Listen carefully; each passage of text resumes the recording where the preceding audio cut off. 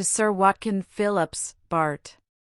Of Jesus College, Oxondear Phillips. In my last, I mentioned my having spent an evening with a society of authors, who seemed to be jealous and afraid of one another. My uncle was not at all surprised to hear me say I was disappointed in their conversation. "A man may be very entertaining and instructive upon paper," said he, "and exceedingly dull in common discourse. I have observed that those who shine most in private company are but secondary stars in the constellation of genius. A small stock of ideas is more easily managed, and sooner displayed, than a great quantity crowded together. There is very seldom anything extraordinary in the appearance and address of a good writer, whereas a dull author generally distinguishes himself by some oddity or extravagance. For this reason, I fancy that an assembly of grubs must be very diverting."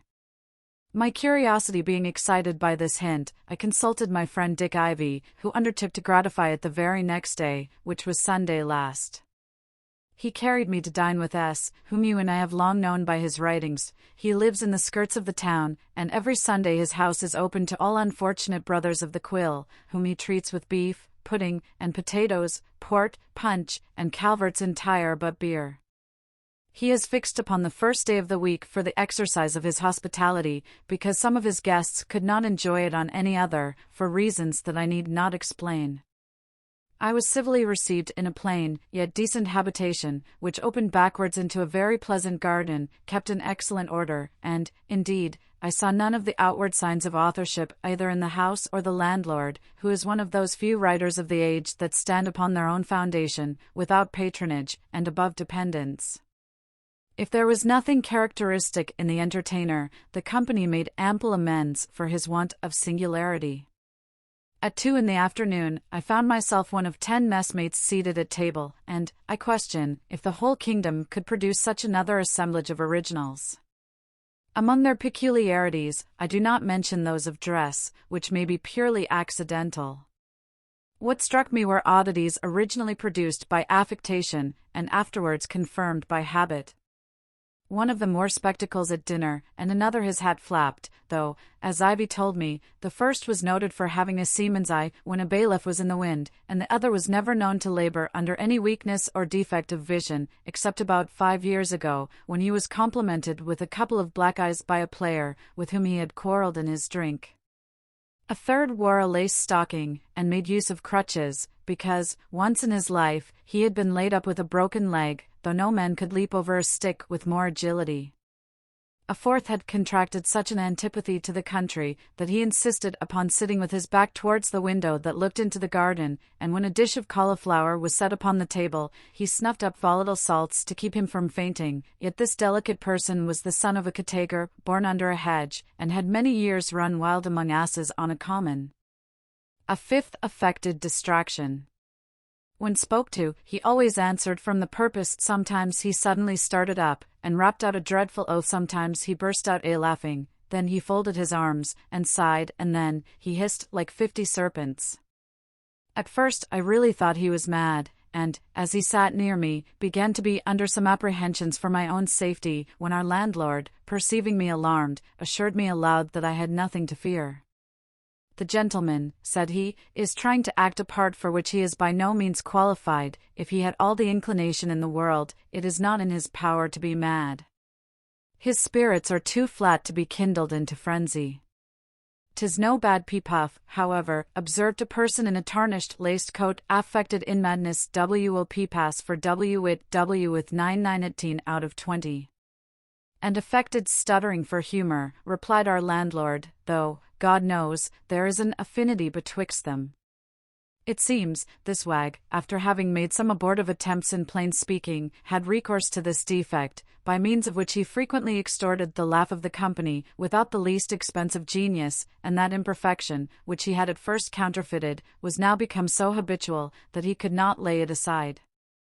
A certain winking genius, who wore yellow gloves at dinner, had, on his first introduction, taken such offence at S., because he looked and talked, and ate and drank like any other man, that he spoke contemptuously of his understanding ever after, and never would repeat his visit, until he had exhibited the following proof of his caprice.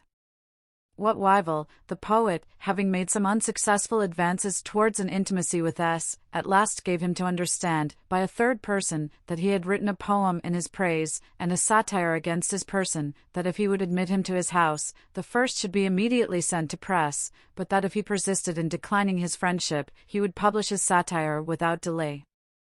S. replied that he looked upon Wyvil's panegyric as in effect a species of infamy, and would resent it accordingly with a good cudgel, but if he published the satire, he might deserve his compassion, and had nothing to fear from his revenge.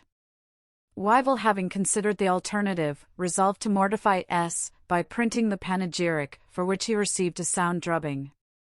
Then he swore the peace against the aggressor, who, in order to avoid a prosecution at law, admitted him to his good graces.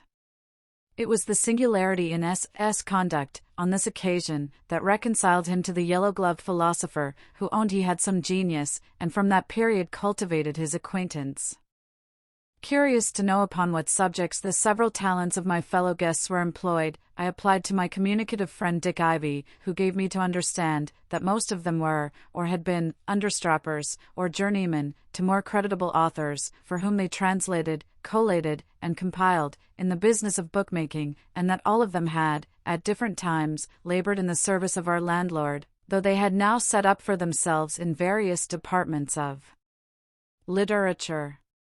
Not only their talents, but also their nations and dialects were so various, that our conversation resembled the confusion of tongues at Babel. We had the Irish brogue, the Scotch accent, and foreign idiom, twanged off by the most discordant vociferation, for, as they all spoke together, no man had any chance to be heard, unless he could bawl louder than his fellows.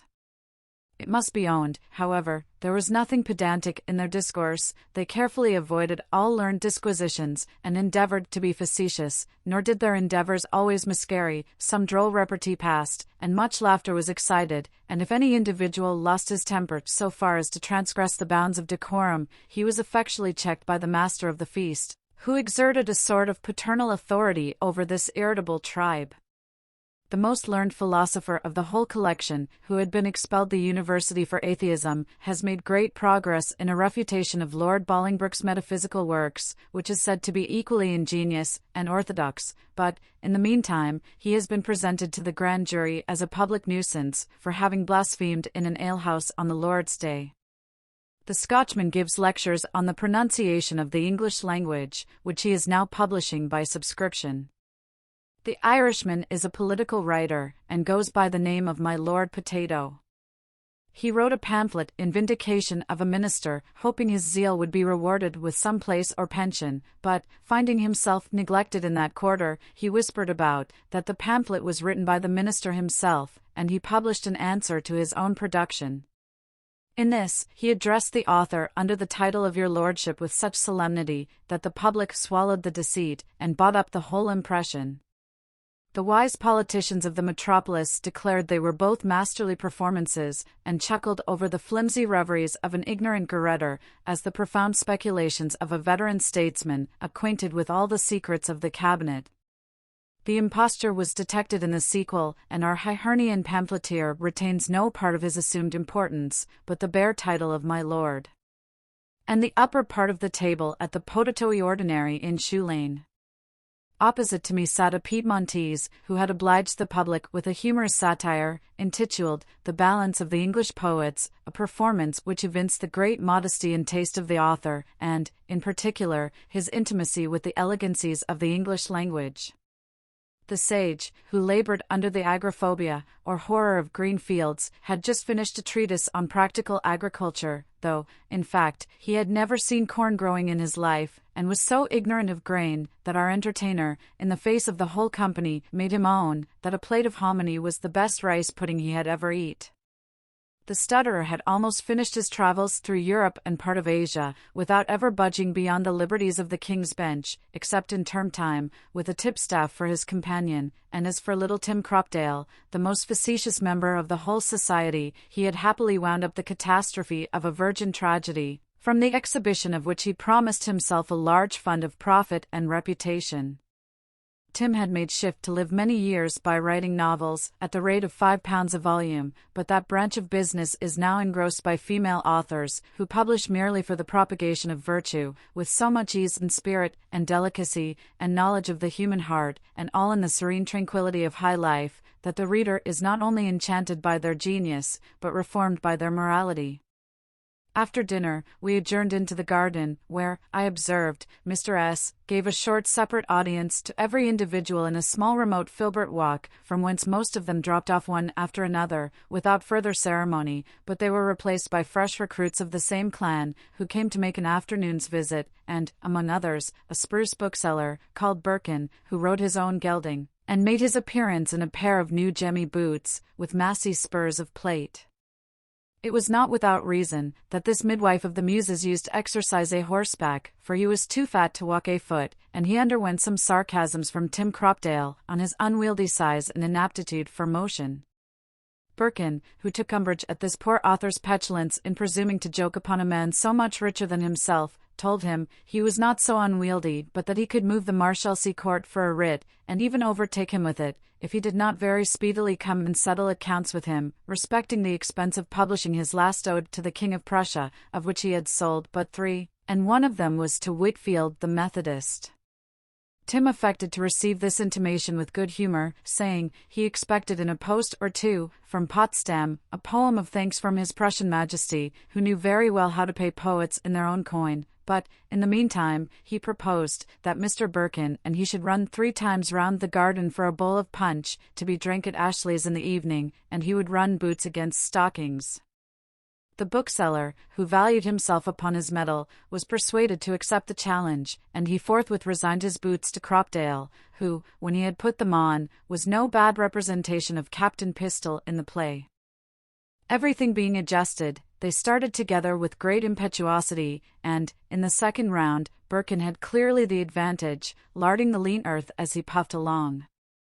Cropdale had no mind to contest the victory further, but, in a twinkling, disappeared through the back door of the garden, which opened into a private lane that had communication with the high road. The spectators immediately began to hollow, stole away, and Birkin set off in pursuit of him with great eagerness, but he had not advanced 20 yards in the lane, when a thorn running into his foot sent him hopping back into the garden, roaring with pain, and swearing with vexation. When he was delivered from this annoyance by the Scotchman, who had been bred to surgery, he looked about him wildly, exclaiming, "Sure, the fellow won't be such a rogue as to run clear away with my boots." Our landlord, having reconnoitred the shoes he had left, which, indeed, hardly deserved that name, "Pray," said he, "Mr. Birkin, why aren't your boots made of calfskin?" "Calfskin or cowskin," replied the other, "I'll find a slip of sheepskin that will do his business. I lost £20 by his farce which he persuaded me to buy. I am out of pocket £5 by his damned ode, and now this pair of boots, brand new, cost me 30 shillings, as per receipt, but this affair of the boots is felony, transportation. I'll have the dog indicted at the Old Bailey, I will, Mr. S. I will be revenged, even though I should lose my debt in consequence of his conviction."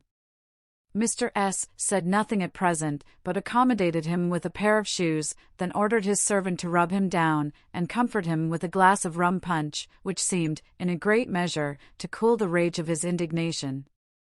"After all," said our landlord, "this is no more than a humbug in the way of wit, though it deserves a more respectable epithet, when considered as an effort of invention."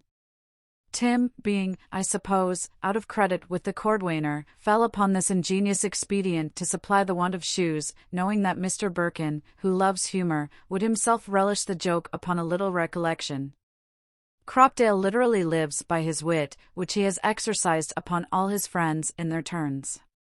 He once borrowed my pony for 5 or 6 days to go to Salisbury, and sold him in Smithfield at his return.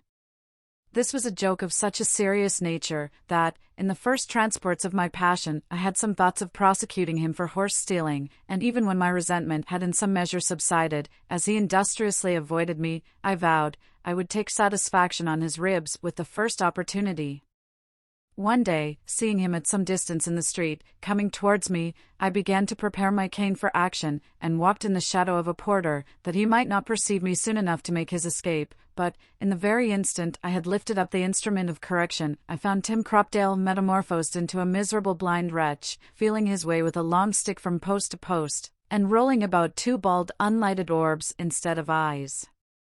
I was exceedingly shocked at having so narrowly escaped the concern and disgrace that would have attended such a misapplication of vengeance, but, next day, Tim prevailed upon a friend of mine to come and solicit my forgiveness, and offer his note, payable in 6 weeks, for the price of the pony. This gentleman gave me to understand that the blind man was no other than Cropdale, who, having seen me advancing, and guessing my intent, had immediately converted himself into the object aforesaid. I was so diverted at the ingenuity of the evasion, that I agreed to pardon his offence, refusing his note, however, that I might keep a prosecution for felony hanging over his head, as a security for his future good behaviour. But Timothy would by no means trust himself in my hands till the note was accepted. Then he made his appearance at my door as a blind beggar, and imposed in such a manner upon my man, who had been his old acquaintance and pot companion, that the fellow threw the door in his face, and even threatened to give him the bastinado. Hearing a noise in the hall, I went thither, and immediately recollecting the figure I had passed in the street, accosted him by his own name, to the unspeakable astonishment of the footman. Birkin declared he loved a joke as well as another, but asked if any of the company could tell where Mr. Cropdale lodged, that he might send him a proposal about restitution, before the boots should be made away with. I would willingly give him a pair of new shoes, said he, and half a guinea into the bargain for the boots, which fitted me like a glove, and I shan't be able to get the fellows of them till the good weather for riding is over. The stuttering wit declared that the only secret which Cropdale ever kept was the place of his lodgings, but he believed that, during the heats of summer, he commonly took his repose upon a bulk, or indulged himself, in fresco, with one of the kennel nymphs, under the portico of St. Martin's Church. Pox on him! Cried the bookseller, he might as well have taken my whip and spurs. In that case, he might have been tempted to steal another horse, and then he would have rid to the devil of course. After coffee, I took my leave of Mr. S., with proper acknowledgments of his civility, and was extremely well pleased with the entertainment of the day, though not yet satisfied, with respect to the nature of this connection, betwixt a man of character in the literary world, and a parcel of authorlings, who, in all probability, would never be able to acquire any degree of reputation by their labours. On this head I interrogated my conductor, Dick Ivy, who answered me to this effect: one would imagine S. had some view to his own interest, in giving countenance and assistance to those people, whom he knows to be bad men, as well as bad writers, but, if he has any such view, he will find himself disappointed, for if he is so vain as to imagine he can make them subservient to his schemes of profit or ambition, they are cunning enough to make him their property in the meantime. There is not one of the company you have seen today, myself excepted, who does not owe him particular obligations. One of them he bailed out of a sponging house, and afterwards paid the debt; another he translated into his family, and clothed, when he was turned out half naked from jail in consequence of an act for the relief of insolvent debtors; a third, who was reduced to a woolen nightcap, and lived upon sheep's trotters, up 3 pair of stairs backward in Butcher Row, he took into present pay and free quarters, and enabled him to appear as a gentleman, without having the fear of sheriff's officers before his eyes. Those who are in distress he supplies with money when he has it, and with his credit when he is out of cash. When they want business, he either finds employment for them in his own service, or recommends them to booksellers to execute some project he has formed for their subsistence. They are always welcome to his table, which though plain, is plentiful, and to his good offices as far as they will go, and when they see occasion, they make use of his name with the most petulant familiarity, nay, they do not even scruple to arrogate to themselves the merit of some of his performances, and have been known to sell their own lucubrations as the produce of his brain. The Scotchman you saw at dinner once personated him at an alehouse in West Smithfield, and, in the character of S., had his head broke by a cowkeeper, for having spoke disrespectfully of the Christian religion, but he took the law of him in his own person, and the assailant was fain to give him £10 to withdraw his action. I observed that all this appearance of liberality on the side of Mr. S. was easily accounted for, on the supposition that they flattered him in private, and engaged his adversaries in public, and yet I was astonished, when I recollected that I often had seen this writer virulently abused in papers, poems, and pamphlets, and not a pen was drawn in his defense. But you will be more astonished, said he, when I assure you, those very guests whom you saw at his table today, were the authors of great part of that abuse, and he himself is well aware of their particular favors, for they are all eager to detect and betray one another. But this is doing the devil's work for nothing, cried I.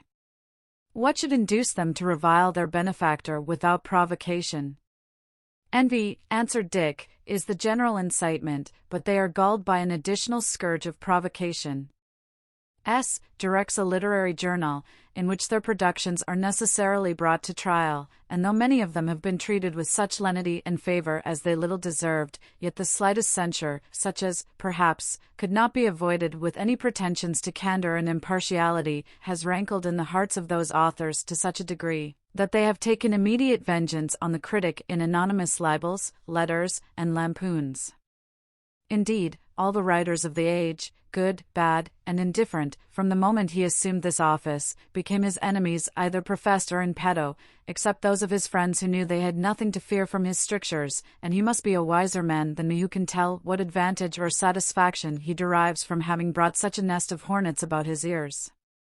I owned, that was a point which might deserve consideration, but still I expressed a desire to know his real motives for continuing his friendship to a set of rascals equally ungrateful and insignificant. He said, he did not pretend to assign any reasonable motive, that, if the truth must be told, the man was, in point of conduct, a most incorrigible fool, that, though he pretended to have a knack at hitting off characters, he blundered strangely in the distribution of his favors, which were generally bestowed on the most undeserving of those who had recourse to his assistance, that, indeed, this preference was not so much owing to one of discernment as to one of resolution, for he had not fortitude enough to resist the importunity even of the most worthless, and, as he did not know the value of money, there was very little merit in parting with it so easily, that his pride was gratified in seeing himself courted by such a number of literary dependents, that, probably, he delighted in hearing them expose and traduce one another, and, finally, from their information, he became acquainted with all the transactions of Grub Street, which he had some thoughts of compiling for the entertainment of the public. I could not help suspecting, from Dick's discourse, that he had some particular grudge against S., upon whose conduct he had put the worst construction it would bear, and, by dint of cross-examination, I found he was not at all satisfied with the character which had been given in the review of his last performance, though it had been treated civilly in consequence of the author's application to the critic. By all accounts, S. is not without weakness and caprice, but he is certainly good-humored and civilized, nor do I find that there is anything overbearing, cruel, or implacable in his disposition. I have dwelt so long upon authors, that you will perhaps suspect I intend to enroll myself among the fraternity, but, if I were actually qualified for the profession, it is at best but a desperate resource against starving, as it affords no provision for old age and infirmity. Salmon, at the age of 80, is now in a garret, compiling matter, at a guinea a sheet, for a modern historian, who, in point of age, might be his grandchild, and Salmanazer, after having drudged half a century in the literary mill, in all the simplicity and abstinence of an Asiatic, subsists upon the charity of a few booksellers, just sufficient to keep him from the parish. I think Guy, who is himself a bookseller, ought to have appropriated one wing or ward of his hospital to the use of decayed authors, though indeed, there is neither hospital, college, nor workhouse, within the bills of mortality, large enough to contain the poor of this society, composed, as it is, from the refuse of every other profession. I know not whether you will find any amusement in this account of an odd race of mortals, whose constitution had, I own, greatly interested the curiosity of yours, J. Melford, London, June 10th.